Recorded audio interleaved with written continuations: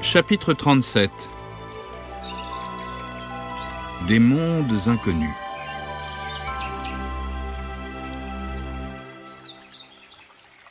La nature a l'air si paisible et harmonieuse qu'elle rime souvent avec idylle et détente. Des papillons multicolores voltigent sur les prairies en fleurs, les troncs blancs des bouleaux, les rameaux flottant au vent, dominent les buissons de leur ligne élancée. Pour nous, la nature est pur répit, notamment parce que plus aucun danger ou presque ne nous y guette. Ce n'est pas le cas pour ses habitants, qui voient cette idylle d'un tout autre œil. Si, par exemple, vous observez différents papillons de jour et de nuit, vous verrez deux grandes différences. Les papillons diurnes ont des ailes joliment colorées. Les motifs du pan du jour, par exemple, imitent de gros yeux qui font peur aux oiseaux, entre autres prédateurs. De plus, son corps et ses ailes ne sont que légèrement velus, de telle sorte que le dessin est net et brillant aux yeux des agresseurs. Les papillons de nuit, à côté, ont l'air plutôt monochromes. Le gris et le brun sont leurs couleurs dominantes, du fait qu'ils passent leur journée à somnoler sur les écorces et les branches en attendant le crépuscule. De jour, ils sont indolents et pourraient être des proies faciles pour les oiseaux aux yeux perçants, sensibles à chaque nuance de couleur. Gare, si jamais la teinte de ses ailes n'est pas assortie à l'écorce, parce que le papillon s'est trompé d'arbre. Il ne verra pas le jour, ou plutôt la nuit suivante. Pour survivre, les papillons s'adaptent sans cesse, même et y compris à notre monde dit civilisé. C'est ce que fit la phalène du bouleau, un papillon reconnaissable au motif noir moucheté qui orne ses ailes blanches, précisément la couleur de l'écorce du bouleau sur laquelle l'insecte, d'une envergure de 5 cm, aime à se reposer. Or, en Angleterre, les bouleaux ne restèrent blancs que jusqu'aux alentours de 1945. Ensuite, la quantité de suie libérée par l'industrie en plein développement et la combustion du charbon fut telle qu'une couche poisseuse recouvrit leur écorce.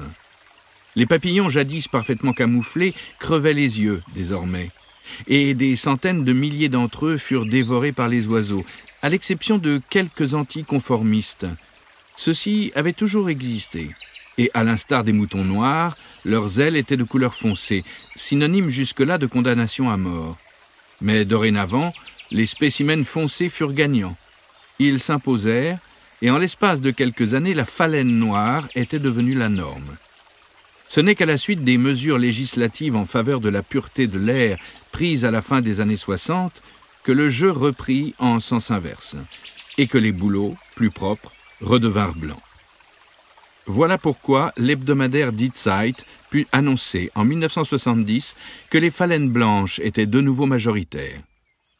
La nuit, la manière de voir au sens propre n'est plus la même. Le rôle des couleurs est alors minime, étant donné que les oiseaux insectivores dorment sur les branches. Mais d'autres chasseurs entrent en scène, les chauves-souris, qui chassent moins avec leurs yeux qu'à l'aide d'ultrasons. Elles poussent des sons aigus et écoutent attentivement l'écho que leur renvoient les objets et les proies potentielles. Le camouflage n'est en l'occurrence d'aucune utilité, puisque les mammifères volants voient avec leurs oreilles. Il s'agit donc plutôt de se rendre indétectable par l'ouïe. Oui, mais comment? Un moyen consiste, au lieu de renvoyer le son, à l'amortir. Voilà pourquoi nombre de papillons de nuit sont recouverts de poils serrés, qui retiennent les cris des chauves-souris ou, plus précisément, les réfléchissent pêle-mêle dans toutes les directions. Dans le cerveau des mammifères ailés apparaît alors non pas une image de mythe claire et nette, mais quelque chose de flou qui pourrait aussi bien être un petit morceau d'écorce. Les pigeons voient également les choses d'un autre œil que nous. Ce sont certes eux aussi des animaux visuels, très dépendants par conséquent de leur vue et de la lumière du jour. Mais hormis les détails de ce que nous aussi nous voyons autour de nous, ils perçoivent autre chose encore depuis les airs. Un motif qui leur indique la direction de polarisation, autrement dit la direction vibratoire des ondes lumineuses. Or, cette polarisation est orientée vers le nord. Les pigeons ont donc constamment une boussole dans leur champ de vision. Il n'est donc pas étonnant qu'un pigeon voyageur soit capable de s'orienter parfaitement sur de longues distances et de toujours trouver le chemin du retour. À partir du moment où nous avons déjà admis l'audition comme sens visuel chez la chauve-souris, nous pouvons élargir le spectre à d'autres espèces pour comprendre ce qu'elles ressentent et dans quel genre de monde subjectif elles vivent. Chez le chien se pose la question de savoir si sa vue, moins développée que la nôtre, n'est pas grandement soutenue par l'odorat et par l'ouïe. Si seule la somme des impressions reçues nous donne une représentation complète de son environnement, alors évaluer sa vue ne nous permet pas de savoir ce qu'un chien voit, mais tout au plus de diagnostiquer un urgent besoin de lunettes. Son cristallin, en effet, s'adapte mal à la distance, si bien que sa vue ne devient nette que lorsque l'objet est à moins de 6 mètres. Mais si ce même objet se rapproche à moins de 50 cm environ du chien, sa vue redevient floue. La vue du chien mobilise quelques 100 000 fibres nerveuses optiques, alors qu'1 300 000 sont à l'œuvre dans nos yeux. Même chez nous, animaux éminemment visuels, la vue seule ne suffit pas. Si vous êtes assis en ce moment dans un environnement bruyant, animé, ou non loin du vacarme de la rue, bouchez-vous juste les oreilles. Que vous n'entendiez presque plus rien n'est pas ce qui m'importe, mais subitement, votre représentation de l'espace environnant se modifie, il perd sa profondeur. Sachant que l'ouïe du chien est 15 fois plus sensible que la nôtre, imaginez le rôle joué par ses oreilles dans sa représentation visuelle. Je trouve toujours fascinant d'imaginer combien chaque espèce animale voit et sent le monde différemment. Il existe à cet égard des centaines de milliers de mondes différents. Nombre d'entre eux attendent encore, y compris sous nos latitudes, d'être découverts. En dehors des espèces déjà présentées, l'Europe en recèle des milliers d'autres, qui sont hélas tellement minuscules et dénuées de charme qu'elles ne font l'objet d'aucune recherche. Nous ne savons donc pas ce qu'elles ressentent. Or, tant que nous n'avons pas conscience de leur importance, les crédits de recherche susceptibles de leur être affectés restent maigres. Et tant que l'on ignore ce qui se passe à l'intérieur de ces petites bêtes, quels sont leurs besoins et combien elles souffrent de la sylviculture commerciale, il ne vient à l'idée de personne de créer des réserves naturelles pour les protéger. Pour ma part, en tout cas, je brûle de savoir ce qui se passe à l'intérieur des curculionidae, plus communément appelés charançons. Certains parmi eux, qui ne savent pas voler, m'ont immédiatement conquis, tel ce minuscule bougre brun qui mesure seulement 2 mm et ressemble à un petit éléphant. Ses poils, implantés en bande sur sa tête et son dos, évoquent une coupe iroquoise. Il s'est adapté à la vie dans le feuillage pourrissant des forêts primaires. Or, ces dernières présentent une caractéristique essentielle, l'absence quasi totale de changement.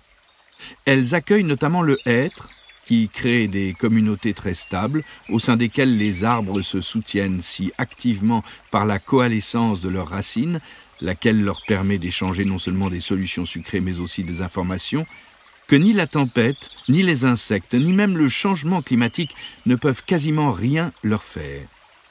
Il fait bon vivre là, quand on est un coléoptère, à grignoter des feuilles flétries. On qualifie ces habitants de la forêt primaire d'espèces relictes. En tant que représentantes de la nature originelle, elles témoignent de l'existence séculaire de cette forêt de feuillus. Quel coléoptère aurait envie d'aller vivre ailleurs? Alors, à quoi bon avoir des ailes? Se déplacer n'est pas une nécessité, et des milliers de générations peuvent vieillir là paisiblement, comme, par chance, dans les réserves naturelles de mon district, où fut trouvée l'une de ces espèces. Enfin, vieillir, du moins selon les critères des curculionidae, car ces petites bêtes sont déjà des vieillardes au bout d'1 an, au plus. Sans elles, pas question de s'enfuir. Or, entre les oiseaux et les araignées, les curculionidae ont amplement leur compte de prédateurs. Quand on ne peut ni se sauver ni se cacher et que l'on a peur, il faut trouver une autre solution. Lorsqu'on les dérange, ces coléoptères font tout simplement le mort. Grâce à la couleur brune de leur camouflage à motifs, impossible ou presque de les distinguer des feuilles, y compris, hélas, quand on n'est qu'un hôte de la forêt. Leur taille minuscule, de 2 à 5 mm, nécessiterait de toute façon une loupe. Faute de recherche approfondie, on ne peut qu'imaginer ce que ces petits pères ressentent en dehors de la peur. Il n'en était pas moins important pour moi de les évoquer en tant qu'exemple de la multitude d'espèces qui, à défaut d'être au centre de notre attention, ne méritent pas moins d'être considérées. Car la vie qui nous entoure est une merveille de diversité. Des oiseaux multicolores, des mammifères qui se blottissent les uns contre les autres, de fascinants amphibiens ou d'utiles vers de terre, autant de sujets passionnants. Or, et c'est là que le bât blesse, nous ne pouvons admirer que ce que perçoivent nos yeux, alors même qu'une grande part du monde animal est si minuscule qu'elle ne se révèle à nous qu'à la loupe, voire au microscope. Pourquoi ne pas nous intéresser par exemple aux tardigrades, ou oursons d'eau, dont plus de 1000 espèces ont été découvertes à ce jour. Ils ont 8 pattes, un joli petit corps, et ressemblent vraiment à de petits ours avec des membres surnuméraires. Ces eumétazoaires, selon la classification savante, de quelques millimètres, adorent l'humidité. Nos espèces endémiques vivent d'ailleurs de préférence dans la mousse, qui elle aussi aime l'eau et la stocke très bien. Les ours minuscules s'y affairent. Selon l'espèce, ils se délectent de nourriture végétale ou chassent des créatures encore plus petites qu'eux, telles le ver rond ou nématode. Mais que se passe-t-il quand leur chez-soi se dessèche durant les chauds mois d'été? Dans mon district, les jolis matelas de mousse plaqués au bas des gros troncs de hêtres sont alors souvent archi-secs, si bien que les tardigrades n'ont plus accès à l'eau. Une forme extrême de sommeil s'empare alors d'eux, le dessèchement.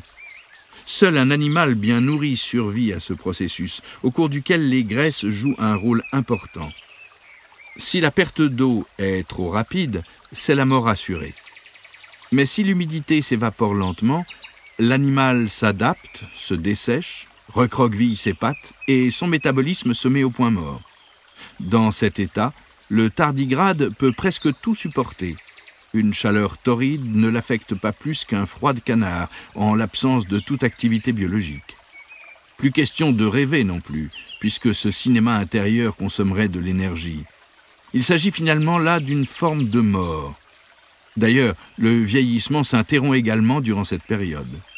Dans les cas extrêmes, les oursons, dont la vie est courte en réalité, peuvent atteindre l'âge de plusieurs décennies jusqu'à ce que tombe un jour la pluie libératrice. Alors, la mousse se gorge d'eau à nouveau, tout comme le petit corps figé du tardigrade.